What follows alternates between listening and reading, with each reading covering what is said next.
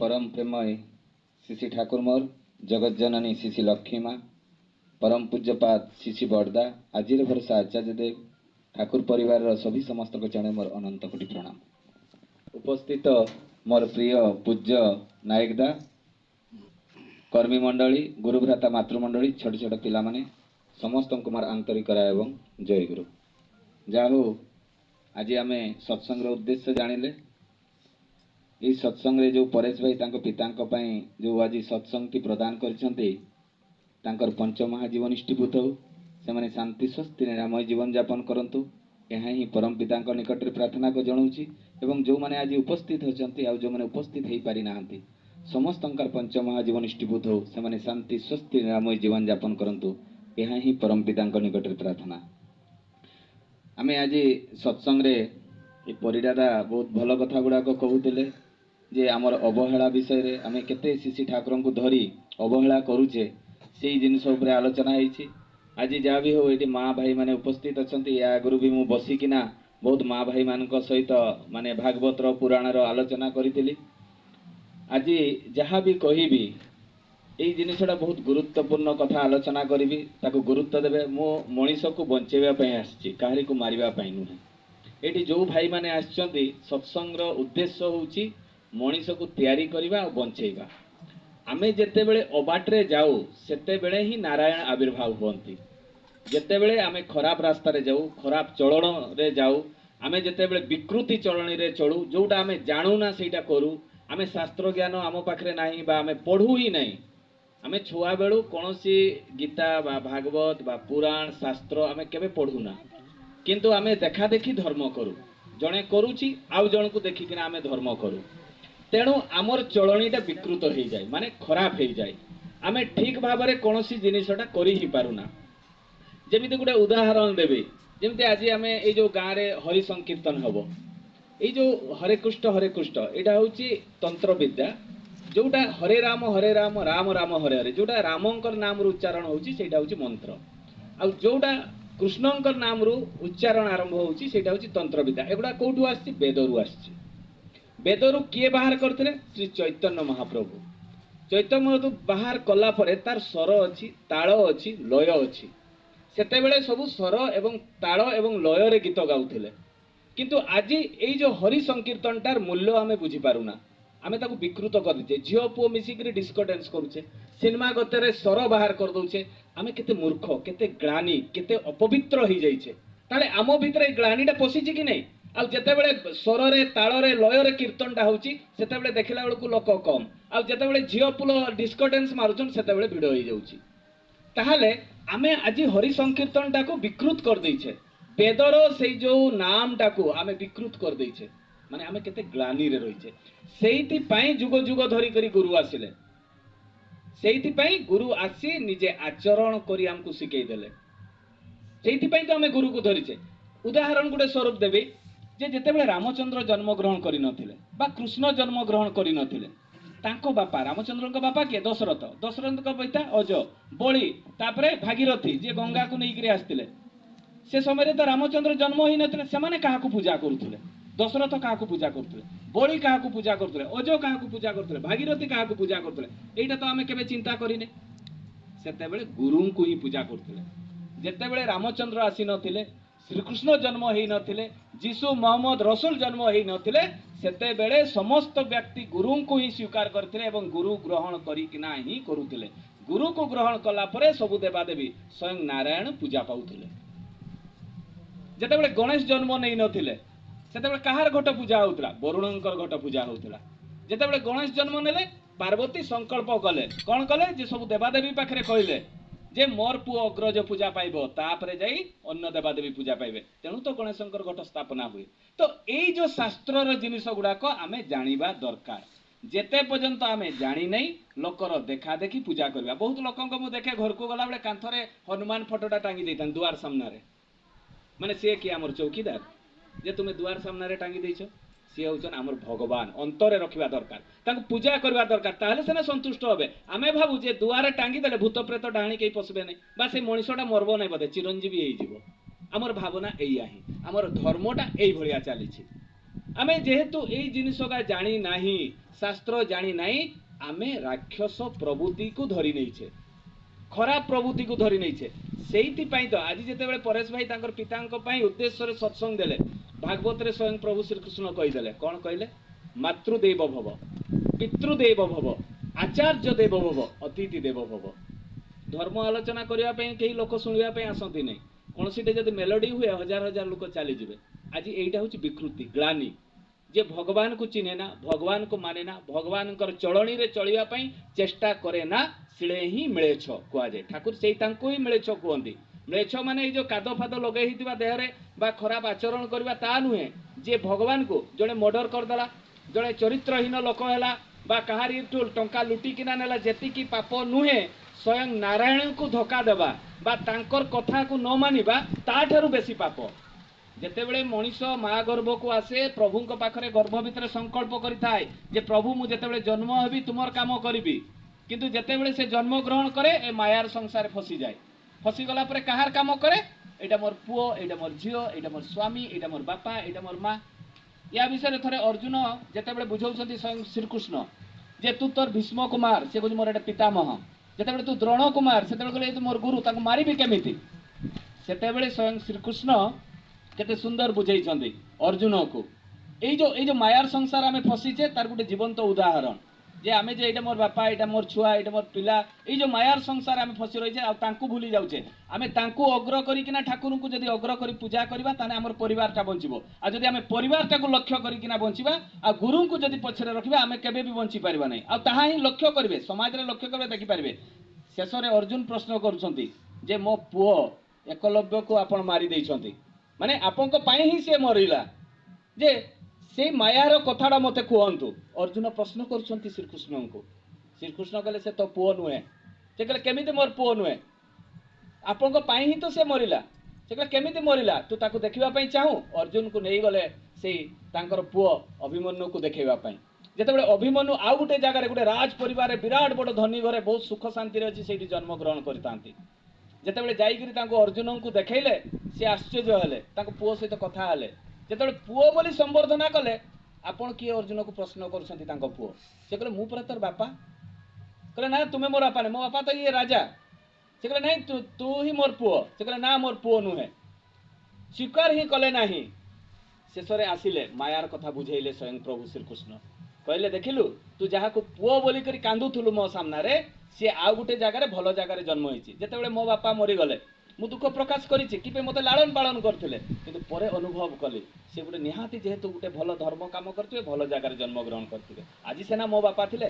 से काली आउ का घरे जन्म होइथिबे पुओ हिसाब हेइ पारे मो शत्रु घरे जन्म नै थाई पारंती ताले एई जो मायार संसार आमे जो फसिकिना रहिछे प्रभु को चिन्हि ही पारुना तांको नग्न करी तांको माने गौण करिकिना माने तांको माने निजर घरर मालिक बोली आमे भाबुना जदि तांको भाबंतु ताले एई जो गुरु परंपरा जेतेबेले रामचंद्र जन्म ही नथिले श्रीकृष्ण जन्म ही नथिले जीशु मोहम्मद जन्म न होइतिले सेतेबेले गुरुंकर ही सेवा चलथिला ता परे मध्य श्री रामचंद्र गुरु परंपरा बजाई रखिथिले 12 वर्ष रे गुरु आश्रम गले गुरु आश्रम जाई से गुरुंकर सेवा कले एवं सेठे कोन कले गुरु आश्रम रे 12 वर्ष ठाकुर तो दीक्षार प्रचलन 12 वर्ष रे करथिले आउ रामचंद्र मध्य गुरु आश्रम को 12 वर्ष रे जाइछंती ताने गुरु आश्रम जाई से कोन कले भिक्षा कले आउ विद्या अर्जन कले आउ कौन कले सेवा तीनिटा शिष्यर काम थिला प्रत्येक दिन भिक्षा मागी करी आनिले आनिकिना कौन कले गुरु माता को देले गुरु माता रंधन करी गुरु को खाइबा पई देले तापरे जाई करी शिष्य माने खाउतिले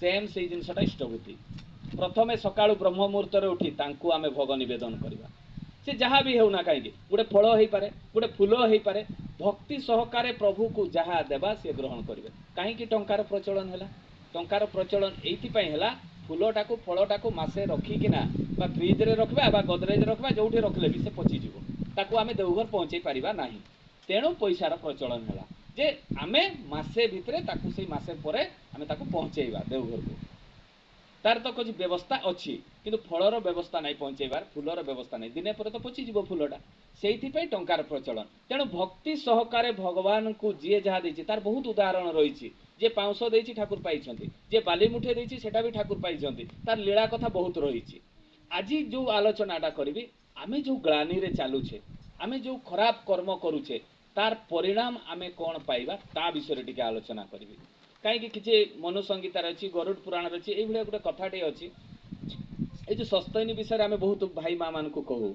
जे तुम टे सस्तैनी ग्रहण कर ताले तुम परिवारटा सुख शांति हेबो निरामय हेबो रोगरू मुक्ति हेबो एवं स्वयं प्रभु सहित डायरेक्ट अटैचमेंटटा हेबो आमे दीक्षा नेले तांकर डरी रे बांधी होइकिना रही गले किंतु तांकर निजर हेई पालेनी काहेकि आम भितर लोभ लालसाटा रही गला जीभर लालसाटा रही गला ताने शास्त्र कौन कुहे ये जो आमे खाद्य गुड़ाक खाऊचे कौन ये शास्त्र कौन कुहे रामायण कौन कुहे महाभारत कौन कुहे वेद कौन कुहे चारिटा वेद एवं उपनिषद कौन कुहे युड़ाक आम जाना दरकार ताहले जेतेबेले आमे एइटा को परीक्षा करबा सेठी शास्त्र रे लिखा आइछि रक्ष जक्ष पिशाचेण मांस भक्षण लिखा आइछि माने किए मांस भक्षण करंती जक्ष माने आउ किए भक्षण करंती राक्षस माने आउ किए भक्षण करंती पिशाच माने ताहले शास्त्र रे लिखा आइछि जक्ष रक्ष पिशाचेण भक्षण मांस एवं मद हैला सुरापान ताहले एई जिनिसटा जेतेबेले लेखा हला कोन एटा मनुष्यर खाद्य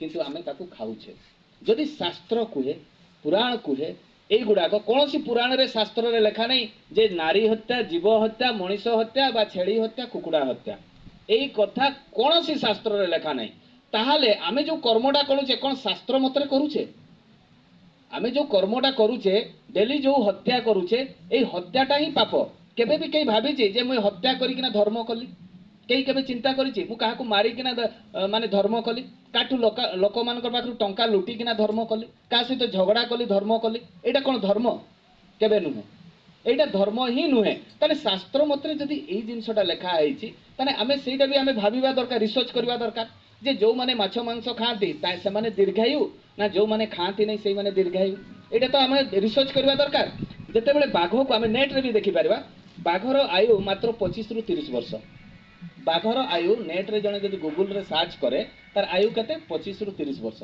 हाथी रो आयु केते 70 वर्ष से 70 वर्ष पछ पहुंचे तने हाथी की खाए जदि हमें रिसर्च करबा ताले हाथी की खाए हाथी मात्र डाଳ पत्र एगुडा को खाए तने बाघ की खाए बाघ खाए मांस सी किए सी हला हिंस्रक सी केबे भी कारी मित्र हुए ना कोनसी प्राणी रो मित्र नुहे से जीवन सारा हिंस्रक माने लोकन को मारी किना खाए तने हाथी पाखरे बेसी बड़ ना बाघ पाखरे बेसी बड़ हाथी पाखरे की पे हाथी पाखरे बेसी बड़ जेतेबेले कोणार्क मंदिर तयारी हला सेतेबेले क्रेन बा जेसीपी नथिला सेतेबेले सैन्य सामंत राजा माने से पहाड़ जो भलिया जो पत्थर गुड़ाक टेकी टेकी हाथी माध्यम टाणी टाणी से कोणार्क मंदिर तयारी करथिले जगन्नाथ मंदिर तयारी करथिले आमे जे हळ करू बाघ को जदि हळ करैबा से हळ करि पारबो केबे नै किंतु गाई हळ करि पारबो ताने कहा पाखरे बेसी शक्ति अछि आमे एई गुडा को आम मुंड भितरे पसेना आमे कोन भाबू ए पुओ तू टिके मांस खा रे नले तोर ताकत आसबो नै ताने आमे तो जदि समाज रे एई गुडा को आमे रिसर्च करबा ताने ताकत कार पाखरे बेसी अछि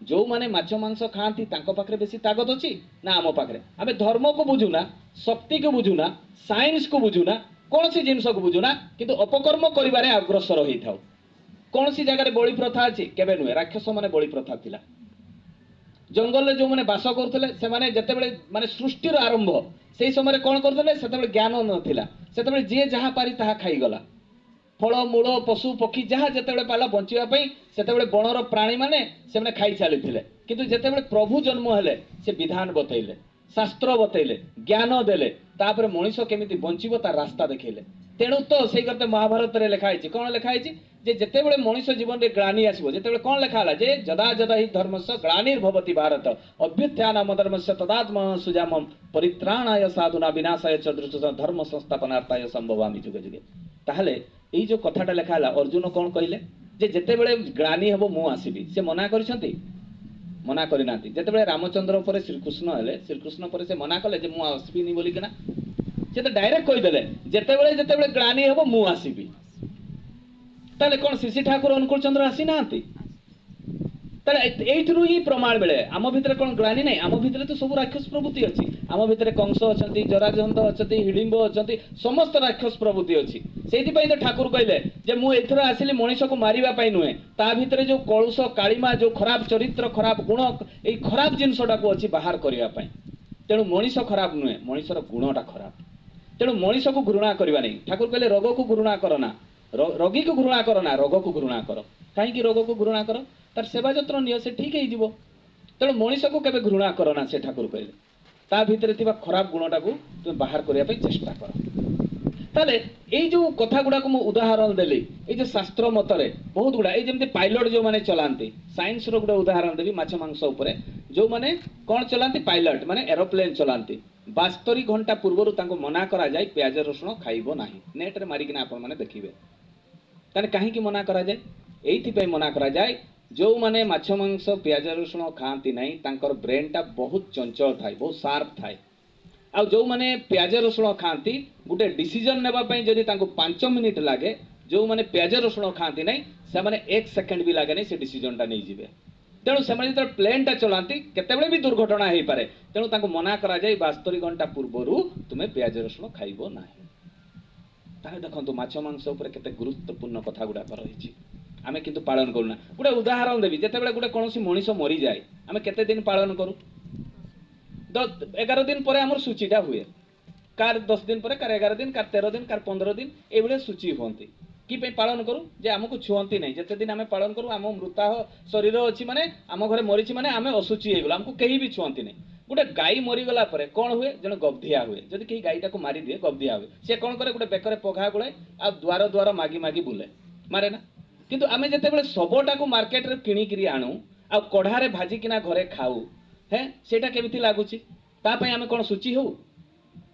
ପ୍ରତ୍ୟେକ ଦିନ କିଏ କୁକୁଡ଼ା କିଏ ଖାସି ଆଣିକିନା ଘରେ ପ୍ରତ୍ୟେକ ଦିନ ଇଏ କରେ। ଯୋଉ ମଣିଷ ପ୍ରତ୍ୟେକ ଏଇ ଖରାପ ଜିନିଷ ଗୁଡାକ ଖାଏ, ତା ଦେହରେ ବା ତା ପରିବାରରେ ଭଗବାନ କେବେ ବାସ କରନ୍ତି ନାହିଁ। ଠାକୁର କହିଲେ ଶରୀରଟାକୁ ମନ୍ଦିର ଭଳି ତିଆରି କରିବା କଥା କହିଲେ। ଠାକୁର କ'ଣ କହିଲେ? ଶରୀରଟାକୁ ମନ୍ଦିର ତିଆରି କରିବା କଥା କହିଲେ। ତାହେଲେ ଏଇ ଶରୀରରେ ମନ୍ଦିର କେମିତି ତିଆରି କରିବା? ଏଇଠି ଦେବତା ବାସ କରନ୍ତି। ପ୍ରତ୍ୟେକଟି ମଣିଷ ଶରୀରରେ ଦେବତା ବାସ କରନ୍ତି। କିଏ ଦେବତା ଅଛି ଶରୀର ଭିତରେ? ଜଳ ଅଛି ନା? ଶରୀରରେ ଜଳ ଅଛି, ନହେଲେ ବଞ୍ଚିଥାନ୍ତେ କି? ନାଇଁ, ଜଳ ହଉଛି ଗୋଟେ ଦେବତା। ପବନ ହଉଛି ଗୋଟେ ଦେବତା, ଶରୀରରେ ପବନ ଅଛି। ଅଗ୍ନି ଅଛି, ଏମାନେ ସବୁ ଦେବତା। ପଞ୍ଚଭୂତ ଦ୍ୱାରା ଏଇ ଶରୀରଟା ତିଆରି ହେଇଛି। ତାହେଲେ ଏଇ ଦେବତା ଶରୀର ଭିତରେ ବାସ କରନ୍ତି।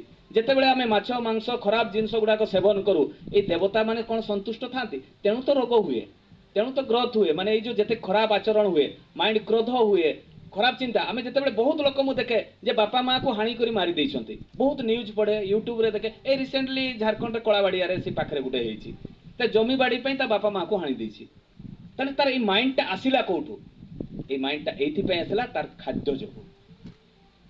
ଗୁରୁକୁ ତ ଗ୍ରହଣ କରିନି, ଏଇଟା ଗୋଟେ ପଏଣ୍ଟ, କିନ୍ତୁ ତାର ଖାଦ୍ୟ ଯୋଗୁଁ ଏଇ ମାଇଣ୍ଡଟା ହଠାତ୍ ବିଚଳିତ ହେଇଯାଏ ଆଉ ଯୋଉ ଭିତରେ ଖରାପ କର୍ମଟା ସିଏ କରି ପକାଏ।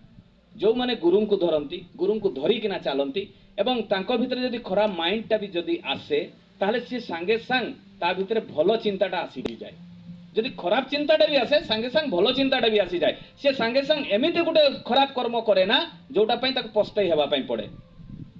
ତାହେଲେ ଆମେ ଯେତେବେଳେ ଗୁରୁଙ୍କୁ ଧରୁ, ତାହେଲେ ଏଇ ଯୋଉ ଆମେ ଖରାପ କର୍ମଗା କରୁଛେ, ଏଇଥିରୁ ମୁକ୍ତି ହେବା ପାଇଁ ଆଜି ସତ୍ସଙ୍ଗ। ଆମେ ଯୋଉ ଗଲତ ରାସ୍ତାରେ ଚାଲୁଛେ, ଏଇଥିରୁ ଠିକ ରାସ୍ତାରେ, ସେହି ରାସ୍ତାରେ ଚାଲିବା ପାଇଁ ଆମେ ଗୁରୁଙ୍କୁ ଧରିଛେ। ମୁଁ ତ ଏଠି ମଣିଷକୁ ବଞ୍ଚେଇବା ପାଇଁ ଆସିଛି, କାହାରିକୁ ତ ମାରିବା ପାଇଁ ଆସିନି। ଆମେ କାହାରିଠୁ କୌଣସି ଟଙ୍କା ପଇସା ଧନଲତ୍ର ଠକେଇ କରି ନେଇବା ପାଇଁ ତ ମୁଁ ଆସିନି। ମୁଁ ଆସିଛି ମଣିଷକୁ ବଞ୍ଚେଇବା ପାଇଁ।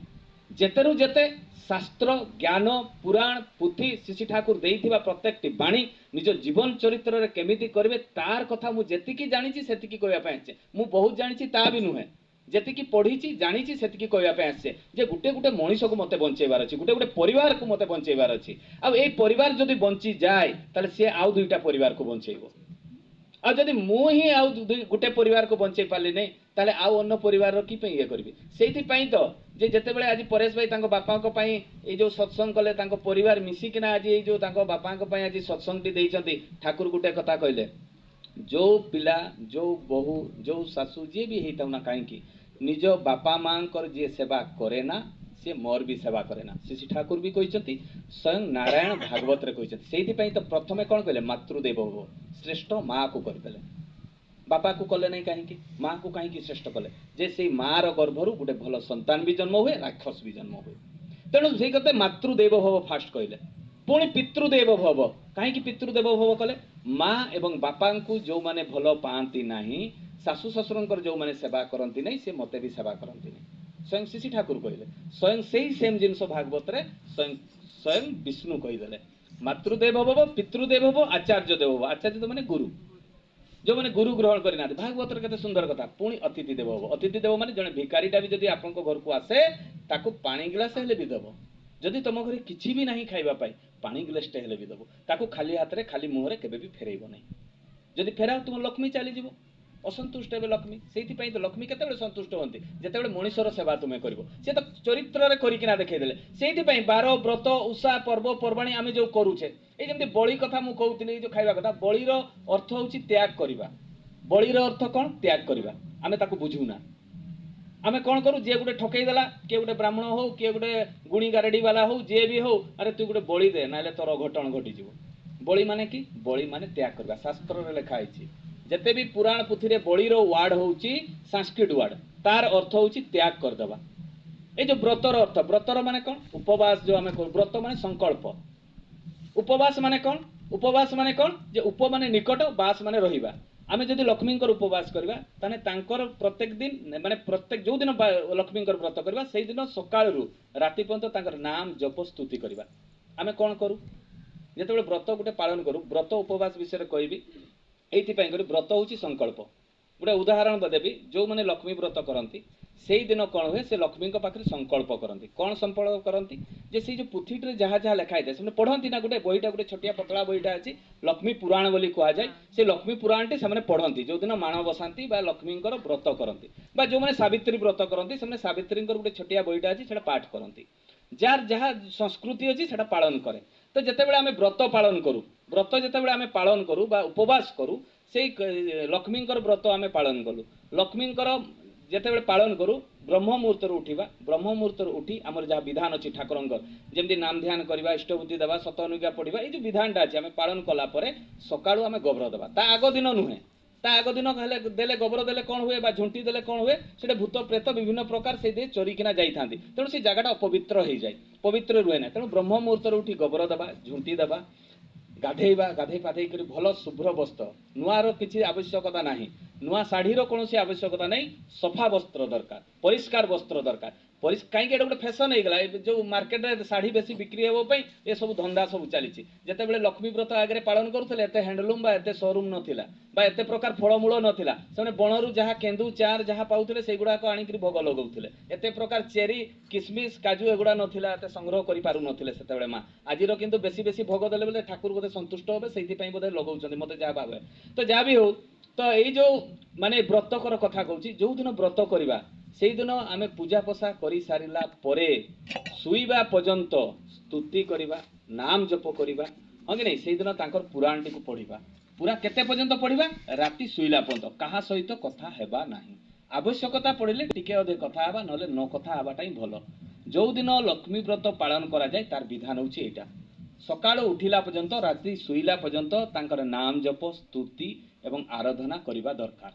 ତାହେଲେ ଲକ୍ଷ୍ମୀ ବ୍ରତଟା ସମ୍ପୂର୍ଣ୍ଣ ହେଲା। ଆମେ କ'ଣ କରୁଛେ? ନାଲିଆ ଧଳା ଶାଢ଼ୀଟା ଗୋଟେ ପିନ୍ଧି ଦେଉଛେ, ଗାଧେଇ ଦେଉଛେ, ଷ୍ଟାଇଲରେ 50 ପ୍ରକାର ଭୋଗ ଲଗେଇ ଦେଉଛେ, ସରିଗଲା ଯେମିତି ସାଙ୍ଗେ ସାଙ୍ଗେ ମୋବାଇଲଟା ଧରିକିରି ବସି ଯାଉଛେ, ନହେଲେ ଟିଭି ସାମ୍ନାରେ ବସି ଯାଉଛେ, ନହେଲେ କାହାର ସହିତ ଗପସପ କରୁଛେ। ଏଇଟା କ'ଣ ଲକ୍ଷ୍ମୀ ପୂଜା ହେଲା? କେବେ ନୁହେଁ। ଠାକୁରଙ୍କୁ ଧରି ଆମେ ଲକ୍ଷ୍ମୀ ପୂଜା ଶିଖିଲେ। ସେଇଥିପାଇଁ କେମିତି ବ୍ରତ କରିବା, କାହିଁକି ବ୍ରତ କରିବା, ବ୍ରତ କଲେ କ'ଣ ଲାଭ ଅଛି, ଠାକୁର ନାରୀ ନୀତିରେ କହିଦେଲେ। କିନ୍ତୁ ଆମେ ବୁଝୁ ହିଁ ନାହିଁ, ଆମେ କରୁ ହିଁ ନାହିଁ। ଲକ୍ଷ୍ମୀ ବ୍ରତରେ ସଂକଳ୍ପ କରାହେଇছে। ଲକ୍ଷ୍ମୀ ବ୍ରତଟା କ'ଣ ସଂକଳ୍ପ କ'ଣ କରାହେଇছে, ଏଇ କଥାଟା କହି ମୋର ବକ୍ତବ୍ୟ ଶେଷ କରିବି। ବହୁତ କଥା ରହିଛି, ଆଉ ଦିନେ କେବେ ବସିକିରି ଆଲୋଚନା କରିବା। ଯେତେବେଳେ ବ୍ରତରେ କ'ଣ ଲେଖା ହେଇଛି, ସେ ଲକ୍ଷ୍ମୀ ବ୍ରତରେ ମାଛ ମାଂସ ନ ଖାଇବାଟା ପାଇଁ ସଂକଳ୍ପ କରାଯାଏ। ସେଟା ଲେଖା ହେଇଛି ବହିଟିରେ। ଯେଉଁମାନେ ଲକ୍ଷ୍ମୀ ବ୍ରତର ବହି ପଢ଼ନ୍ତି ସେଟା ଆଉ ଥରେ ପଢ଼ି ନେବେ। ସ୍ୱାମୀକୁ ଦେବତା ବୋଲି ମାନିବା ବୋଲି ସେଠି ଲେଖା ହେଇଥାଏ। ଶାଶୁ ଶ୍ୱଶୁରଙ୍କର ସେବା କରିବା ବୋଲି ଲେଖା ହେଇଥାଏ। ସେଇ ଯେଉଁଦିନ ଲକ୍ଷ୍ମୀ ବ୍ରତ ଆମେ ଯେଉଁ ହାତରେ ଗୋଟେ ସୂତାଟା ବାନ୍ଧୁ, ସେଇଟା ଆମେ ସଂକଳ୍ପ କରିଥାଉ। ସେ ପୁଥିଟା ଯେଉଁ ପଢ଼ାଯାଏ, ଏତିକି ଛୋଟିଆ ପୁଥିଟା, ସେଇଟା କରିଥାଉ। କିନ୍ତୁ ତାର ଦିନ କ'ଣ ହୁଏ? ଯଦି ଫ୍ରିଜରେ ମାଂସଟା ରଖା ହେଇଥାଏ ତାହେଲେ ତାର ଆର ଦିନ ଯେମିତି ବ୍ରତଟା ସରିଯାଉ, ତାର ଦିନ ଆମେ ମାଂସଟା ଖାଇବା। ଏଇଟା ଆମର ମାଇଣ୍ଡ ଭିତରେ ଥାଏ। ମାନେ କେମିତି ସେଇ ଦିନଟା ପାରେଇଯିବ। ଆମେ ଏଇଭଳିଆ ହିଁ ବ୍ରତ କରୁ। ବ୍ରତ ହେଉଛି ଫ୍ୟାସନ୍ କରୁ, ଆମେ ବ୍ରତ କରୁ ହିଁ ନାହିଁ। ଯାହା ବି ହଉ, ଦାଦା ତ ଇସାରା କଲେଣି। এইভଳିଆ ବହୁତ କଥା ରହିଛି ଠାକୁରଙ୍କର। ଆଜି ତ ଠାକୁରଙ୍କର ଜୀବନ୍ତ କିଛି କାହାଣୀ କହିନେଇ, ଆଉ ଦିନେ କେବେ ସୁଯୋଗ ମିଳିବ ନିହାତି କହିବି। ଠାକୁରଙ୍କୁ ଧରିକିନା ଚାଲନ୍ତୁ ଏବଂ ଠାକୁରଙ୍କୁ ଧରିକିନା ଠିକ୍ ଭାବରେ ଚାଲନ୍ତୁ। ଏ ବିକୃତ ଚଳଣିରେ ଚାଲନ୍ତୁ ନାହିଁ। କାହିଁକି ପରିବାର ଏଇନା ସମାଜ ଏତେ ବିଶୃଙ୍ଖଳ ହେଇଯାଇଛି ଯେ ପିଲାମାନଙ୍କୁ ବଞ୍ଚେଇବାଟା ହିଁ କଷ୍ଟ। ଆଉ ଛୁଆମାନଙ୍କୁ ଛୋଟବେଳୁ ହିଁ ଠାକୁରଙ୍କର ପାଖକୁ ଆଣନ୍ତୁ। ପ୍ରତ୍ୟେକ ଦିନ ତାଙ୍କର ନାମ ଧ୍ୟାନ କରିବା, ଇଷ୍ଟଭୂତି କରିବା, ସେମାନଙ୍କୁ ନିଜ ହାତରେ ଶିଖାନ୍ତୁ। ଯେତେ ପର୍ଯ୍ୟନ୍ତ ସେମାନେ ଭଗବାନଙ୍କ ପାଖକୁ ଈଶ୍ୱରଙ୍କ ପାଖକୁ ଧର୍ମପୀଠ को जदि न जाती अभ्यास न कराती ସେମାନେ ବଡ଼ ହେଲେ ଆପଣଙ୍କୁ ହିଁ ପିଟିବେ ତା ଛଡ଼ା ଆଉ କିଛି ନାହିଁ। ଆଜିର ପରିବେଶ ଏଇଭଳିଆ ହେଇଛି। ଆଜି ଯୋଉ ଛୁଆ ଜନ୍ମ ହଉଛି ସେ ଆହୁରି ଭୟଙ୍କର ହବ। ତେଣୁ ଏଇ ଠାକୁରଙ୍କୁ ଧରି ତାଙ୍କର ଚଳନୀରେ ନିଜେ ଆଗରେ ଚଳିବା ପାଇଁ ଚେଷ୍ଟା କରନ୍ତୁ। ଯେତେ ପର୍ଯ୍ୟନ୍ତ ନିଜେ ନ ଚଳିବେ କାହାରିକୁ ଉପଦେଶ ଦେଲେ କିଛି ଫାଇଦା ହବନି। ଯାହା ବି ହଉ ଏଠି ଯେଉଁମାନେ ଉପସ୍ଥିତ ଅଛନ୍ତି ଅନୁପସ୍ଥିତ ଅଛି ସମସ୍ତଙ୍କର ପଞ୍ଚମହାଜୀବନ ଇଷ୍ଟୀଭୂତ ହଉ ସମସ୍ତେ ଶାନ୍ତି ସ୍ୱସ୍ତି ନିରାମୟ ଜୀବନ ଯାପନ କରନ୍ତୁ। ଏତିକି ମୋର ବକ୍ତବ୍ୟ ଶେଷ କରୁଛି। ଜୟ ଗୁରୁ।